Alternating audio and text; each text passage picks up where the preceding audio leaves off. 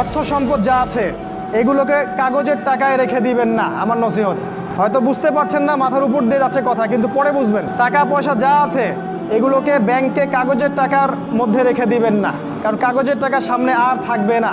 লিখে রাখেন, কয়েক বছর পরে দেখতে পারবেন সমস্ত টাকা হয়ে যাবে ইলেকট্রনিক। খালি পাঠাবেন ইলেকট্রনিক মানি, মানে আপনি টাকা ধরতেও পারবেন না, পকেটে রাখতেও পারবেন না, খালি জানবেন আমার অ্যাকাউন্টে এত টাকা আছে।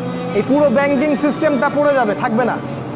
বিশ্বাস না হলে লিখে রাখতে পারেন, এই পুরো ব্যাংকিং সিস্টেম পড়ে যাবে, কাগজের টাকা থাকবে না। কি করবেন তাহলে? আপনি আপনার সম্পদটাকে সোনায় রূপান্তর করেন, কিছু সোনা করে রাখেন, জমায় রাখেন, রূপায় কনভার্ট করেন। এগুলোর দাম কখনো কমবে না। 100 বছর পরেও সোনার দামই থাকবে। তো 10 বছর পর আপনার 10 লাখ টাকার মান 10 লাখ টাকা থাকবে না, দাম পড়ে যাবে, আপনি সম্পত্তি হারাবেন। এইভাবে তারা সারা বিশ্বকে লুট করছে, এই কাগজের টাকা দিয়ে তারা সারা বিশ্বকে লুট করছে।